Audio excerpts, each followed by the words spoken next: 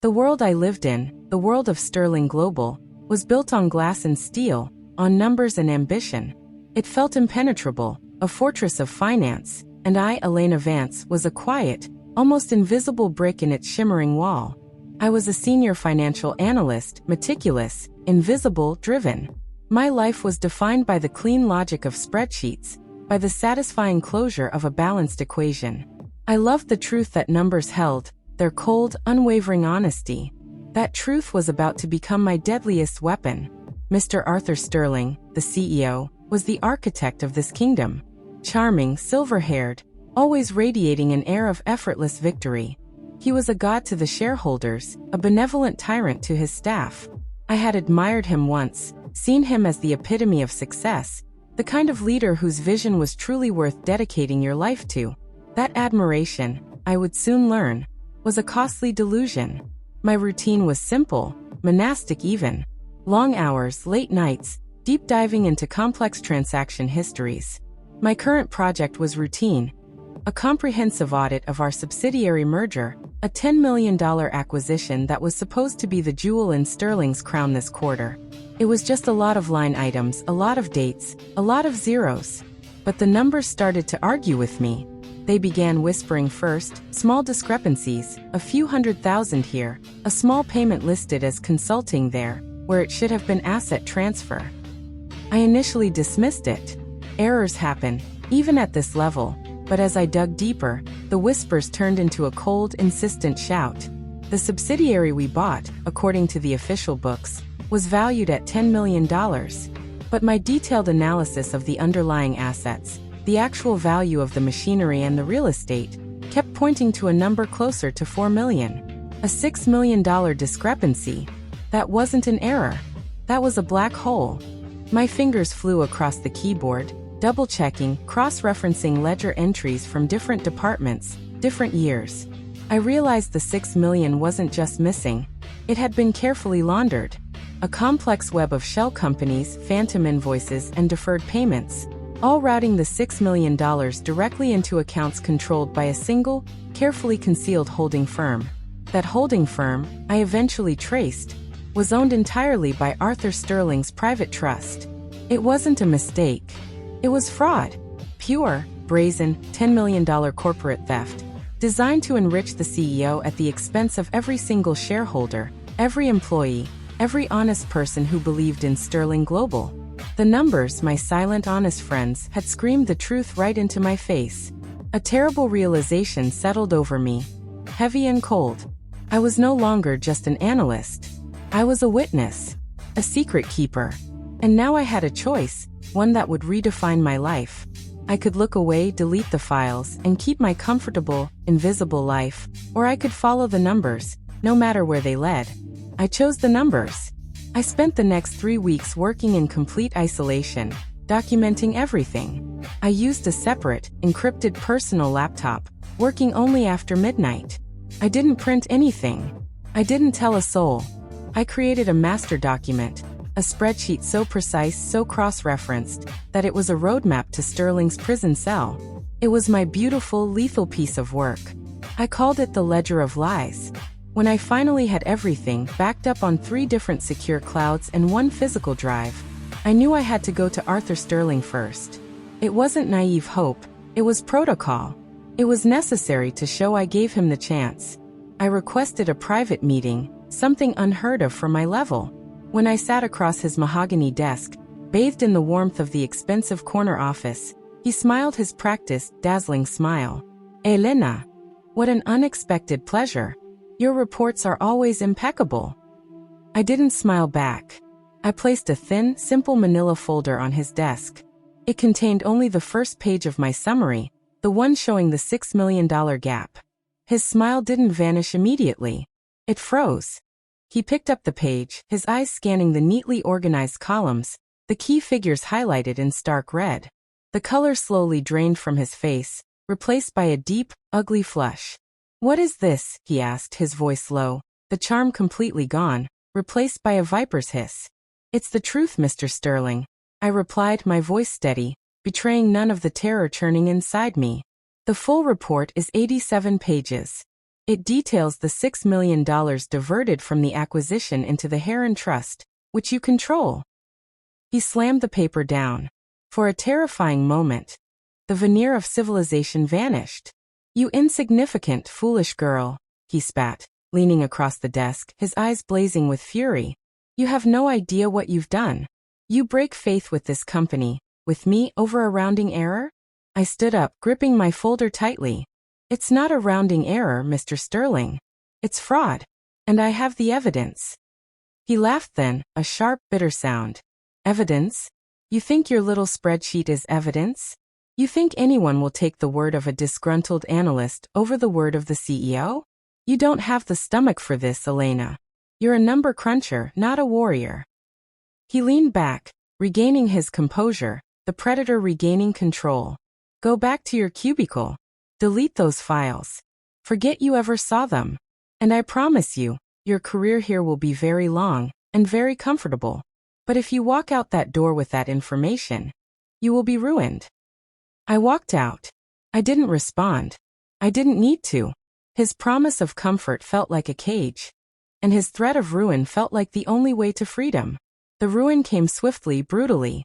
The very next morning, I was locked out of the network. By noon, 2 stern men in black suits were waiting at my desk.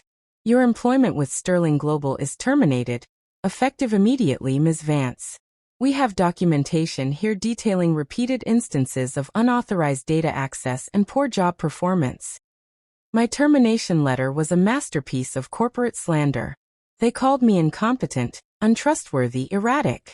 They ruined my reputation within the industry before I could even send out a resume. The financial community is small, and Arthur Sterling was a god. When he speaks, people listen. Suddenly, my perfect resume was toxic. Recruiters stopped calling. Doors slammed shut. I was poisoned.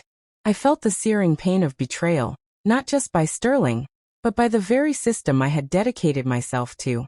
He hadn't just fired me. He had tried to erase me. He thought he had won. He thought I was just another quiet analyst who would whimper and disappear. But he had fundamentally misunderstood the nature of my revenge. It wouldn't be loud. It wouldn't be messy. It would be logical, systemic, and final. It would be a mirror image of his own crime, but clean, honest, and devastating. I took the next 6 months to recover, but more importantly, to plan. I had lost my job, my identity, but I still had the ledger of lies. And I had time. I didn't go to the SEC immediately. I knew that Sterling's lawyers would tie it up in court for years. I needed a weapon that was surgical, something that would cut out the rot quickly and efficiently, something that would hurt the company, not just him. Sterling Global was a publicly traded company. Its entire existence relied on investor confidence and the clean integrity of its quarterly earnings. Its greatest weakness was its stock price. My plan was twofold. First, I needed an audience that couldn't be ignored, and second, I needed to make them believe the numbers long before the government stepped in. I researched the world of investigative financial journalism, eventually settling on a single, highly respected financial news outlet known for its detailed, aggressive reporting on corporate malfeasance. They were predators, but they were predators who hunted fraud. I sent them a tiny anonymous package, not the full ledger, just a simple, single sheet of analysis showing the $6 million acquisition discrepancy, and suggesting that the reported earnings for the last quarter were materially overstated. I included no names, no company information, just a hint of smoke. I signed it a concerned analyst. They ran with the hint. A cryptic article appeared in a small corner of the finance section. Questions arise over valuation methodologies in recent tech merger. It was innocuous, but the seed was planted. Then came the second stage.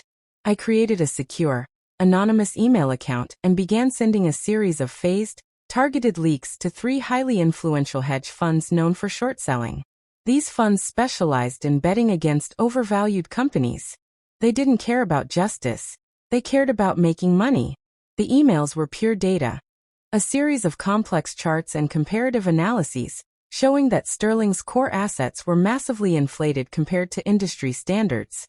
I used the ledger of lies to feed them just enough truth to make them believe a huge collapse was coming.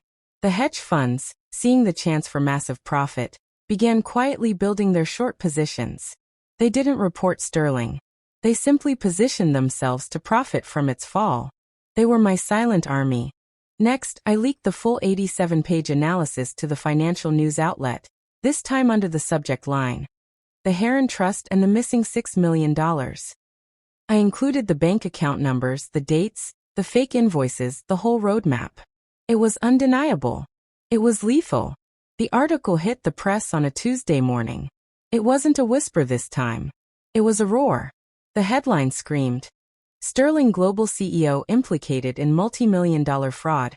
Earnings overstated by $6 million. The market reaction was immediate and terrifying. Investors panicked. Shareholders realized they had been lied to, not just about the profit, but about the integrity of the entire leadership. The stock price began to plummet. The hedge funds, my silent army, piled on, aggressively shorting the stock, accelerating the collapse. The fall was exponential. Sterling Global lost over 60% of its market capitalization in the first day of trading. The board of directors, seeing the company hemorrhaging billions, moved swiftly to protect themselves. They didn't wait for the SEC. They didn't wait for the lawyers. They had to stop the bleeding. By Thursday, the news broke. Arthur Sterling was removed as CEO. He was escorted out of the building he had built, disgraced, humiliated, and facing multiple criminal investigations launched by the now alerted SEC and the Department of Justice. But the fall didn't stop there. The loss of confidence was total. The fraud was too deep, the lies too profound. No one trusted the books. No one trusted the leadership.